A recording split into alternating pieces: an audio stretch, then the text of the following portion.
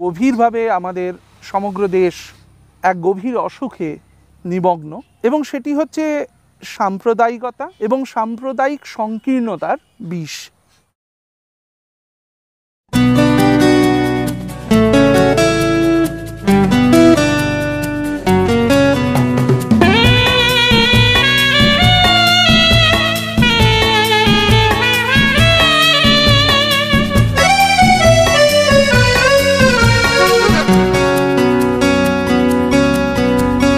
स्वागतम सुस्वागतम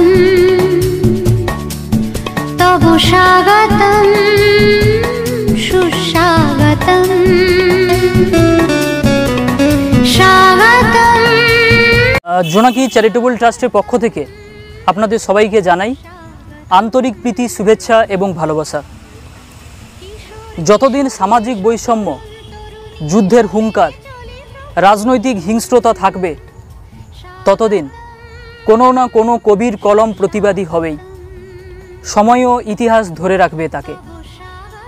আজ ভারতের ঘোর দুর্দিন, সাম্প্রদায়িক বিদ্বেষ, আঞ্চলিক বিদ্বেষ, রাজনৈতিক বিদ্বেষ, ভাষা বিদ্বেষ ইত্যাদি নানা বিষাক্ত বিদ্বেষের হিংস্র কার্যকলাপে শীতকায় হয়ে আজ সংহতি হত্যায় মেতে উঠেছে দিকে দিকে।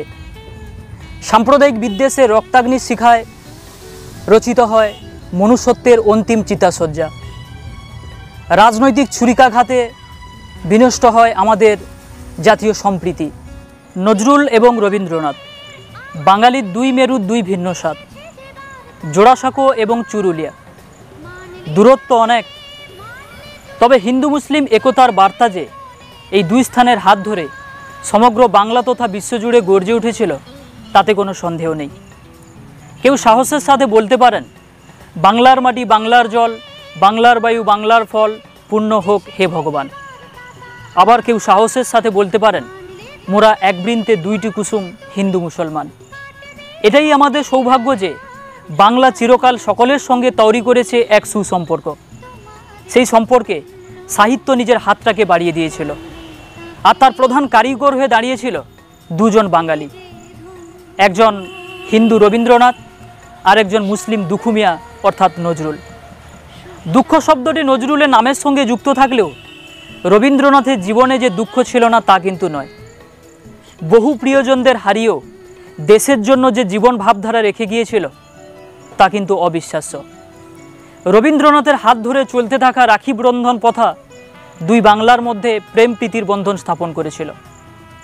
অপরদিকে বিপ্লবী চেতনার আগুন আর প্রতিবাদী কলমের ধার নিয়ে কাজী নজরুল ইসলামের স্বপ্ন ছিল এ সমাজ পরিচিত হবে ধর্মে নয়, বর্ণে নয়, জাতিতে নয়।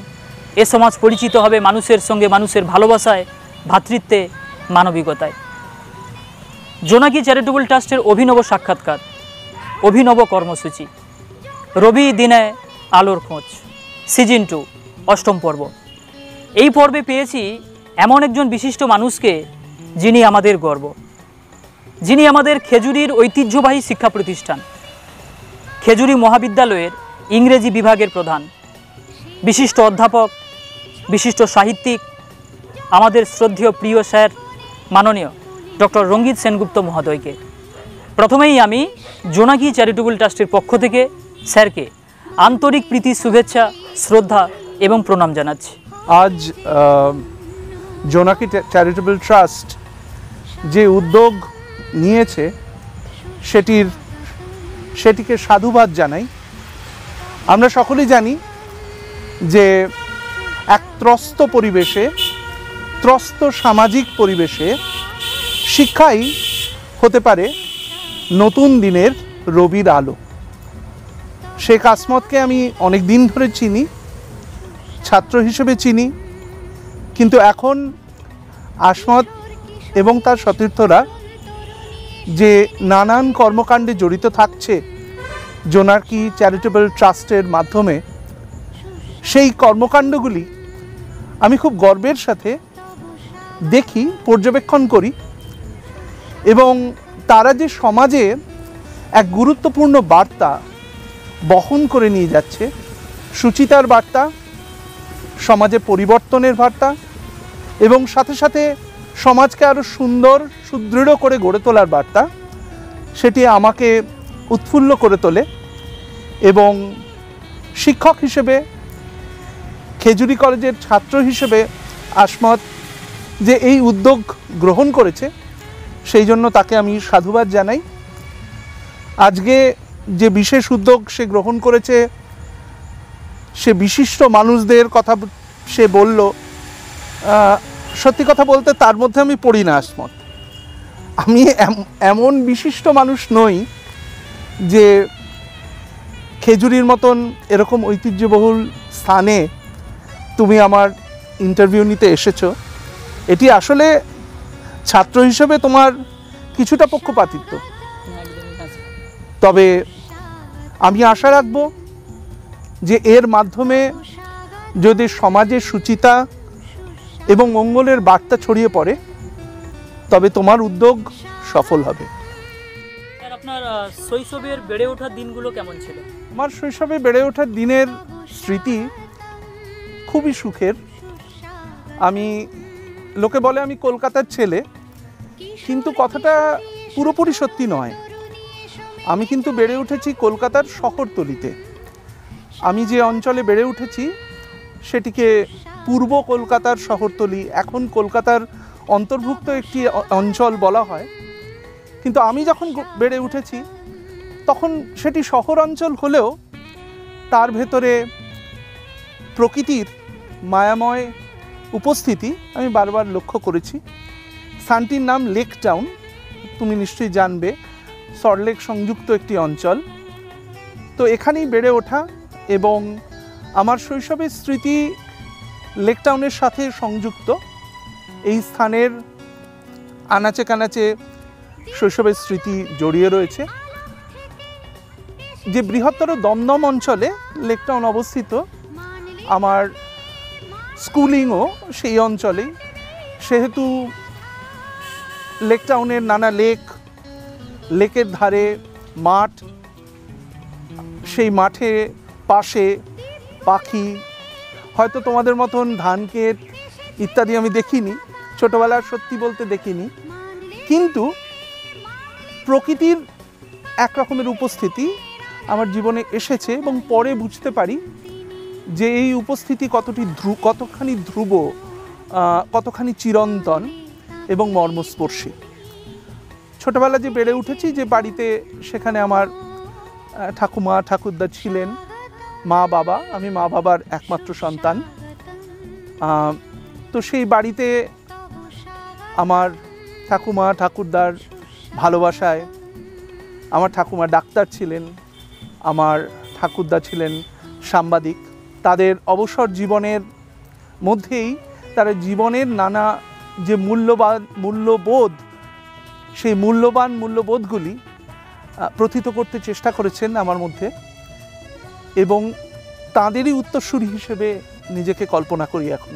স্যার, আমার পরের প্রশ্ন, আপনারা একবারে প্রাথমিক শিক্ষা থেকে উচ্চ শিক্ষা নিয়ে দু চার কথা বলুন। আমার প্রাথমিক শিক্ষা দমদম অঞ্চলের একটি বিখ্যাত missionary school, Saint Stephen school, সেখানেই আমি লোয়ার নার্সারিতে ভর্তি হই এবং সেই স্কুলেই আমি ক্লাস 10 পর্যন্ত পড়ি। তো আমার প্রাথমিক পড়াশোনার পাঠ সেন্ট স্টিফেন স্কুলেই। মাঝে বছর দুয়েক আমি বাঁকুড়ায় পড়েছি। বাঁকুড়ায় আমার বাবা কাজে বদলি হয়ে গেছিলেন, তো সেই সময়ে বাঁকুড়ায় আমি সেন্ট জন স্কুলে পড়েছি। এই স্কুলে এবং স্কুলের মাঠে, স্কুল থেকে যাওয়া নানা প্রতিযোগিতায়, অন্যান্য স্কুলে আমার ছোটোবেলার শিক্ষা জীবনটি কেটেছে। তারপরে আমি 11-12 অর্থাৎ কিনা আমি ICSE পরীক্ষা দিই এবং 11-12 ক্লাস আমি পড়েছি সেন্ট জেমস স্কুলে। এই স্কুল মধ্য কলকাতায় অবস্থিত, জোড়া গির্জা বলা হয় এই স্কুলের সাথে সম্পৃক্ত যে চার্চ। তো সেই স্কুলে 2 বছর পড়েছি। আর তারপর আমি পড়েছি যাদবপুর বিশ্ববিদ্যালয়ে। সেইখানেই আমি ইংরেজিতে স্নাতকোত্তর, এমফিল এবং PhD সবই আমি যাদবপুর বিশ্ববিদ্যালয় থেকে সেই পাঠ সম্পন্ন করি। সেহেতু তুমি বলতে পারো যে জীবনের একটা অংশ জুড়ে ছিল সেন্ট স্টিফেন স্কুল এবং আরেকটি অংশ জুড়ে ছিল যাদবপুর বিশ্ববিদ্যালয়। আপনি এখানে শিক্ষকতার পেশায় নিযুক্ত হলেন, তো আপনি কিভাবে মানিয়ে নিয়েছেন এরকম একটা গ্রামের পরিবেশে এসে? না, মানিয়ে নেওয়া কথাটা বোধহয় একটু অসম্মানজনক খেজুরির জন্য। এটা ঠিক যে আমি শহুরে পরিবেশে পড়াশোনা করেছি, পরে গবেষণা করেছি, এবং শুধু পড়াশোনা গবেষণা করিনি, আমি নেটের সাথে জেআরএফ কোয়ালিফাই করেছিলাম। সেহেতু যাদবপুর বিশ্ববিদ্যালয়ে আমি রিসার্চ ফেলো থাকাকালীন যাদবপুর বিশ্ববিদ্যালয়েই আমাকে কিছু কিছু অধ্যাপনার কাজ দেওয়া হয়। সব রিসার্চ ফেলোরাই করে, আমিও করেছি। তো সেখানে কিছু শহুরে ছাত্রছাত্রীদের আমি পেয়েছিলাম, সেটি খুবই সুখের এক অভিজ্ঞতা ছিল। কিন্তু একই সাথে খেজুরিতে আমি 2015-এ খেজুরিতে এখানে খেজুরি কলেজে ইংরেজি বিভাগীয় অধ্যাপক হিসেবে, সহকারী অধ্যাপক হিসেবে আমি কাজ করার সুযোগ পাই। এটিকে আমি সুযোগ বলেই জীবনে সব সময় ভেবেছি। এটা সঠিক যে যদি বাইরের থেকে দেখো তবে খেজুরি কলেজের পরিবেশ শহুরে কলেজের পরিবেশের থেকে, বা আমি বিশ্ববিদ্যালয়ে পড়েছি তার পরিবেশের থেকে কিছু কিছু তার পার্থক্য তো রয়েই যায়। যেমন ধরো আমাদের কলেজে রিসার্চের যে ব্যবস্থা, সেটা যদি আমরা ইউনিভার্সিটির সঙ্গে তুলনা করি, আর বিশ্ববিদ্যালয়ের সঙ্গে তুলনা করাও উচিত নয়, কিন্তু যদি তুলনা করো তাহলে সেখানে কিছুটা হলেও অপ্রতুল। বা লাইব্রেরি, যাদবপুরের সেন্ট্রাল লাইব্রেরি বিশাল, সে অর্থে আমাদের কলেজ লাইব্রেরি খুবই সুন্দর এবং এখন আরও সুন্দর হচ্ছে সময়ের সাথে সাথে। কিন্তু সেই বিপুল পুস্তক সম্ভার তো আমরা এখানে পাবো না। মানিয়ে নেওয়া বলতে কিন্তু অধ্যাপনা এবং শিক্ষকতার ক্ষেত্রে এগুলোই মানিয়ে নেওয়া।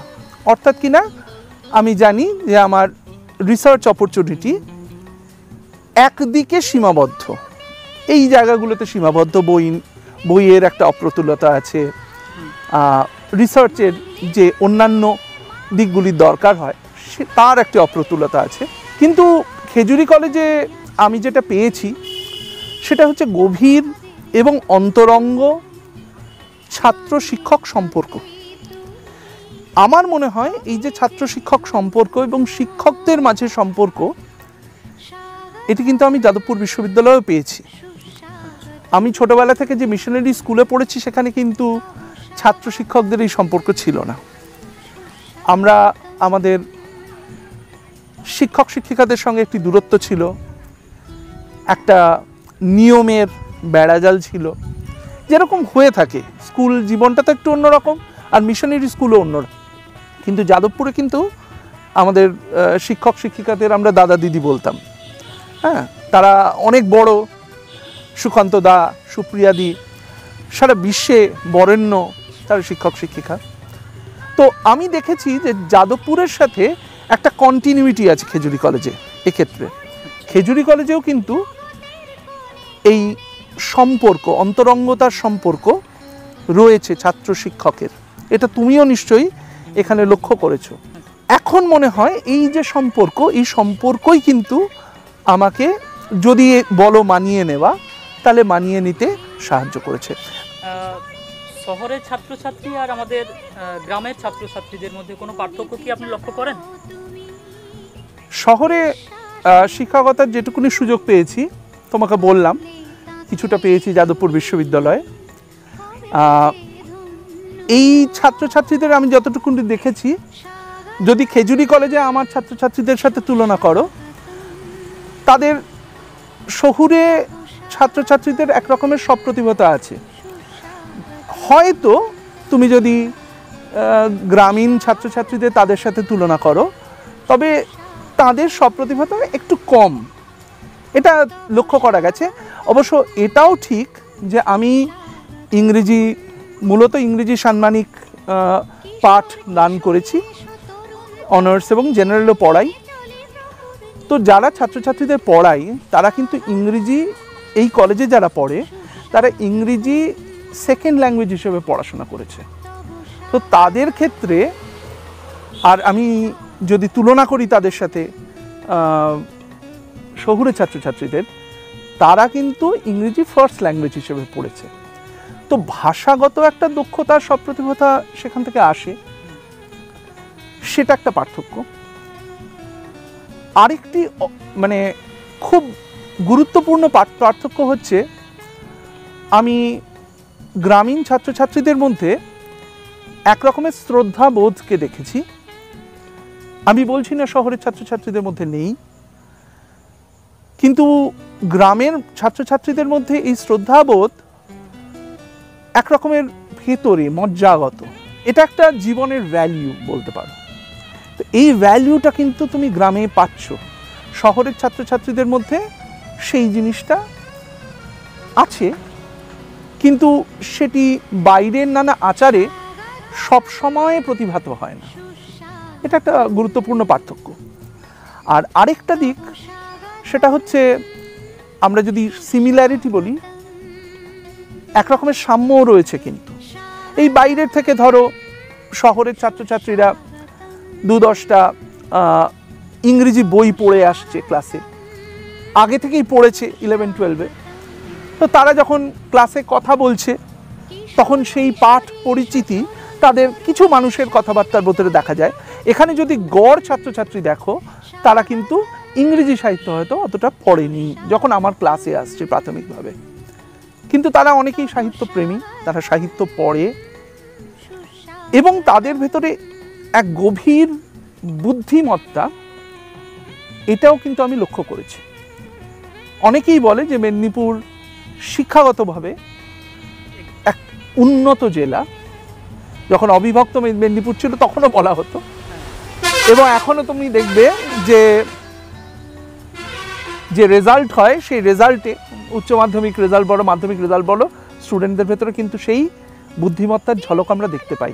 সেটা কিন্তু আমরা ক্লাসেও পাই, এবং একই সাথে এই বুদ্ধিমত্তা এবং গভীর শ্রদ্ধাবোধ যেটি ছাত্রছাত্রীদের কাছে আমরা পাই, সেটাই তো আমাদের জীবনের একমাত্র সম্পদ।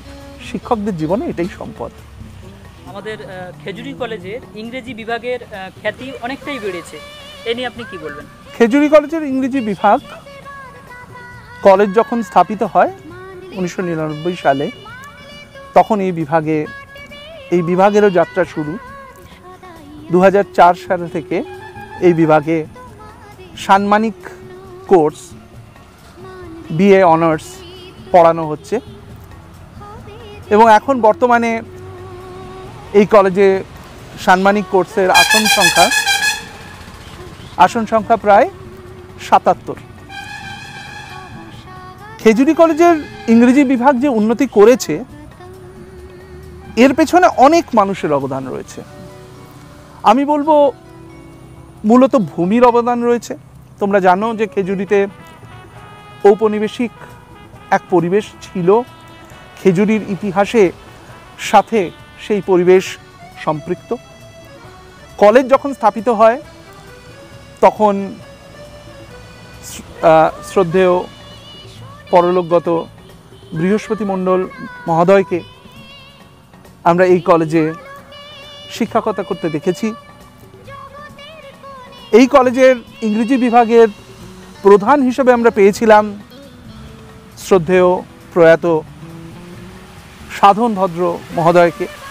এনারা দুজনেই কিন্তু এই অঞ্চলের প্রধান শিক্ষক ছিলেন, একজন অন্নদা বিদ্যা মন্দির, আরেকজন আদর্শ বিদ্যাপীঠ, এবং এনারা প্রথিতযশা শিক্ষক। সেহেতু এরাই কিন্তু এই বিভাগের ভিত গঠন করে দিয়ে গেছেন। এরপরে আমরা দেখেছি এই বিভাগে বিভিন্ন অধ্যাপক, শিক্ষক, শিক্ষিকা তারা এসেছেন, পড়িয়েছেন, এবং তাদের পড়ানোতে সমৃদ্ধ হয়েছে এই বিভাগ। আমি জাহাঙ্গীর হোসেন, সৌম্য ভারতী, বিশ্বজিৎ আচার্যবাবু বেশ কিছুদিন এই বিভাগের প্রধান ছিলেন।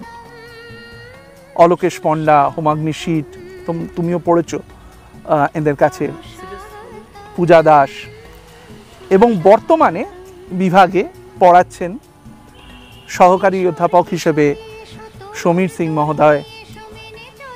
বেশ কিছুদিন ধরে পড়াচ্ছেন এই বিভাগে, একসময় প্রধান ছিলেন, এখনও বিভাগের গুরুত্বপূর্ণ একজন অংশীদার শিবেশ পণ্ডা মহোদয়। এছাড়াও বিভাগের তরুণ তুর্কি যারা অধ্যাপক অধ্যাপিকাদের ভেতরে অর্ধেন্দু বিকাশ মাইতি এবং অমৃতা পট্টনায়ক, দোয়েল ত্রিপাঠী, এরাও ইনভাইটি টিচার্স হিসেবে এই বিভাগে পড়াচ্ছেন। তুমি যদি দেখো এই বিভাগে কিন্তু খেজুরি অঞ্চল থেকে এবং বৃহত্তর মেদিনীপুর অঞ্চল থেকেই মূলত শিক্ষক শিক্ষিকারা এসেছেন। তারা লক্ষ্য করেছেন যে এই বিভাগের উন্নতি করতে গেলে এই বিভাগকে এখানকার যে সংস্কৃতি, সেই সংস্কৃতির সঙ্গে সম্পৃক্ত করে এই বিভাগকে এগিয়ে নিয়ে যেতে হবে। আমরা সাম্প্রতিক কতগুলি বছরে এই বিভাগে বিভিন্ন সেমিনার, ওয়েবিনার ইত্যাদি অনুষ্ঠিত করেছি। তুমি জানো যে আমাদের বিভাগে এক বিশেষ বক্তৃতা হয় প্রত্যেক বছর, এবং সেই বিশেষ বক্তৃতার যে বিষয়, সেই বিষয় খেজুরিকে কেন্দ্র করে। যেমন খেজুরির আঞ্চলিক ভাষায় ইংরেজি ভাষার প্রভাব, যেমন খেজুরিতে ঔপনিবেশিক প্রভাব, এগুলিকে নিয়ে কিন্তু আমাদের এখানে স্পেশাল টক হয়েছে। আবার একই সঙ্গে আমরা সেমিনার করেছি যখন, তখন সেমিনারের বিষয় কিন্তু এসেছে সাবঅল্টার্ন স্টাডিজ, অর্থাৎ কিনা তথাকথিত নিম্নবর্গের সাহিত্য সংস্কৃতি, আমরা বেঙ্গলি কালচারের উপরে সেমিনার করেছি। অর্থাৎ কিনা আমাদের ফোকাস, এই বিভাগ হিসেবে ফোকাস হচ্ছে সাহিত্যকে কেবলমাত্র পাঠের মধ্যে সীমাবদ্ধ না দেখে সমাজের যে বৃহত্তর ক্ষেত্র সেটির সাথে সম্পৃক্ত করা। আমার মনে হয় এই বিভাগের যে তুমি বলছো যে যশ হয়েছে, যদি একটুও হয় তবে তার কারণ এইটি। সমাজ তথা দেশে কোন কোন বিষয়গুলি আপনাকে ব্যথিত করে? বর্তমানে যে বিষয়টি আমরা জানি, সে খুব গভীরভাবে আমাদের সমগ্র দেশ এক গভীর অসুখে নিমগ্ন, এবং সেটি হচ্ছে সাম্প্রদায়িকতা এবং সাম্প্রদায়িক সংকীর্ণতার বিষ। এই যে ধর্মে, জাতিতে, নানা বর্ণে সমাজকে ছোট ছোট ভাগে ভাগ করে দেখা, খণ্ডিত করে দেখা, এটি যেরকম আমাদের দেশে হচ্ছে, তুমি যদি আন্তর্জাতিক ক্ষেত্রে দেখো, তুমি যদি আমেরিকা দেখো, তুমি যদি তুর্কি দেখো, তুমি যদি ইরান দেখো, তুমি দেখবে রাশিয়া দেখো, পৃথিবীর বিভিন্ন দেশেই কিন্তু এই রকমের সাম্প্রদায়িক এক বাতাবরণ সৃষ্টি হয়েছে। তো এটা গভীরভাবে আমাকে কষ্ট দেয়, বিশেষ করে কষ্ট দেয় কারণ আমাদের দেশ এক বহু ভাষার, বহু সংস্কৃতির, বহু ধর্মের, বর্ণের দেশ বলেই কল্পনা করা হয়েছিল। দ্বিতীয়ত, সমাজের মধ্যে ধনী গরিবের যে ভেদাভেদ, এটি আমাকে ব্যথিত করে, খুব গভীরভাবে ব্যথিত করে। এবং যদি গভীরভাবে ভেবে দেখো, সাম্প্রদায়িক ভেদাভেদের মূলেও রয়েছে কিন্তু এই শ্রেণীগত ভেদাভেদ। আসলে যে মানুষগুলিকে বঞ্চিত করে রাখা হয়েছে বহুদিন ধরে, তাদেরকেই কিন্তু নানা আছিলায় উন্মত্ত করা হচ্ছে। এটা তুমিও আমার থেকে ভালো বুঝবে, কারণ তুমি সমাজে কাজ করছো। তাদেরকেই নানা বিষয়ে উন্মত্ত করে সংকীর্ণ এক পথে ধাবিত করা হচ্ছে। তো এই যে দুটি জিনিস আমাকে কষ্ট দেয় গভীরভাবে, এবং আমি বুঝি যে এই দুটি জিনিসের মূলে কিন্তু অশিক্ষা রয়েছে। সেহেতু একজন শিক্ষক হিসেবে এটা আমার জীবনের ব্রত হয়ে ওঠে যে এর বিরুদ্ধে এক সংগ্রাম আমাদের নিরন্তর করে চলতে হবে। এবং প্রত্যেকটি মানুষকেই, প্রত্যেকটি শুভবুদ্ধি সম্পন্ন মানুষকে আমি এই সংগ্রামে আহ্বান জানাচ্ছি। জাতি, ধর্ম, বর্ণ নির্বিশেষে ভারতীয় হয়ে ওঠার পথ কি? ভালো প্রশ্ন করেছো, কিন্তু এ প্রশ্নের খুব সহজ জবাব নেই। এই জন্যই নেই, তার কারণ তুমি ভারতীয় বলতে যদি বোঝো 1947 গঠিত জাতিরাষ্ট্র, তাহলে এই জাতিরাষ্ট্র কিন্তু অসংখ্য মানুষের সংগ্রামে গঠিত হয়েছে। এবং এই সংগ্রাম কিন্তু কেবলমাত্র বিদেশি, ব্রিটিশ ঔপনিবেশিক শক্তির বিরুদ্ধে সংগ্রাম নয়। তোমরা নিশ্চয়ই জানো যে ভারত এক আইডিয়া হিসেবে, একটা কল্পনা হিসেবে আমাদের জাতীয়তাবাদীদের লেখায়, জীবনে, ভাষণে বারংবার গ্রন্থিত হয়েছে। তোমরা যদি জওহরলাল নেহরুর লেখা পড়ো, ডিসকভারি অফ ইন্ডিয়া, স্বামীজির, স্বামী বিবেকানন্দের নানা সম্ভাষণ, নানা লেখা, নানা গদ্য রচনা পড়ো, নেতাজি সুভাষচন্দ্রের তরুণদের স্বপ্ন পড়ো, অথবা নজরুল ইসলামের যে বিভিন্ন কবিতা এবং প্রবন্ধ পড়ো, তাহলে দেখবে যে ঊনবিংশ শতকের শেষ দুটি দশক এবং বিংশ শতকের প্রথম 4টি দশকে, বিশেষত আমাদের যখন স্বাধীনতার লড়াই চলছিল, সংগ্রাম চলছিল, একই সাথে চলছিল এই যে জাতি, বর্ণ, ধর্ম নির্বিশেষে ভারত নামক একটি দেশের কল্পনা। এই কল্পনা মানে যে কোনো জাতিরাষ্ট্রই কিন্তু বেনেডিক্ট অ্যান্ডারসনের ভাষায় ইম্যাজিনড কমিউনিটি। একে কল্পনা করতে হয়, একে মূর্ত করে তুলতে হয়। কারণ সত্যি কথা বলতে প্রকৃতিতে তো ভারত নামক এক ভূখণ্ড নেই, প্রকৃতিতে কোনো রকম সীমারেখা দেওয়া নেই, কিন্তু আমাদের কল্পনায় এটি মূর্ত হয়েছে, আমাদের জাতীয়তাবাদীদের কল্পনায়। এবং একই সাথে সেই একই পিরিয়ডে তোমরা যদি দেখো, সাম্প্রদায়িক কল্পনাও কিন্তু ছিল। এই দক্ষিণ এশিয়াকে নিয়েই সাম্প্রদায়িক কল্পনা কিন্তু ছিল, এবং খুব গুরুত্বপূর্ণ মানুষদের লেখার মধ্যেই সেই সাম্প্রদায়িক কল্পনা আমরা দেখেছি। একই সঙ্গে মুসলিম লীগও গঠিত হয়েছে, হিন্দু মহাসভাও গঠিত হয়েছে, এই ইতিহাস আমরা জানি। সেহেতু আজকের দিনে দাঁড়িয়ে আমরা যদি জাতি, ধর্ম, বর্ণ নির্বিশেষে ভারতকে কল্পনা করতে চেষ্টা করি, তাহলে আমাদের প্রথম আলোর দিশারি হয়ে উঠবেন আমাদের জাতীয়তাবাদী চিন্তার জনকেরা। তারা কিন্তু ভারতকে একটি একমাত্রিক দেশ হিসেবে কল্পনা করেননি। তারা এই বহুমাত্রিকতাকে আমাদের সংবিধানে স্থাপিত করেছিলেন। এটাই শুধু নয়, তোমরা জানো আমাদের সংবিধান এক্ষেত্রে খুবই গুরুত্বপূর্ণ, এবং সেই সংবিধানকে রক্ষা করার মধ্য দিয়েই এই জাতি, বর্ণ, ধর্ম নির্বিশেষে ভারতের স্থাপনা আজকে সম্ভব। কিন্তু শুধু সংবিধান নয়, আমাদেরকে এই বোধ, এই যে সাম্প্রদায়িক সম্প্রীতির বোধ, এই বোধকে আমাদের নিয়ে যেতে হবে মানুষের দ্বারে দ্বারে। এই নিয়ে যাওয়ার কাজ কিন্তু শিক্ষা করে, এই নিয়ে যাওয়ার কাজ কিন্তু সামাজিক কল্যাণের জন্য ব্রতী নানা সংগঠন করে। এবং আসমত, আমার আবার বলছি, বলতে গর্ব হয় যে জোনাকির মাধ্যমে তুমি এই নিয়ে যাওয়ার, এই কাণ্ডারির কাজ করছো। এটি খুবই আনন্দের বিষয়, কারণ আজকের পৃথিবীতে এটি একটি প্রচণ্ড গুরুত্বপূর্ণ কাজ। যেমনভাবে তুমি শিক্ষা, প্রান্তিকতা এবং একই সঙ্গে সাম্প্রদায়িক সম্প্রীতিকে একই সূত্রে গ্রন্থিত করেছ, এই সূত্রটি কিন্তু তুমি এবং তোমার যারা বন্ধুরা আছে তাদেরকে বলবো যে এই সূত্রটি তোমরা কোনোদিন ছেড়ো না। কারণ এই সূত্রের মধ্যেই লুকিয়ে আছে, তুমি যে প্রশ্নটা করলে, আমাদের জাতি, ধর্ম, বর্ণ নির্বিশেষে কি করে দেশটিকে আমরা গঠন করব, তার মূল সুলুক সন্ধান।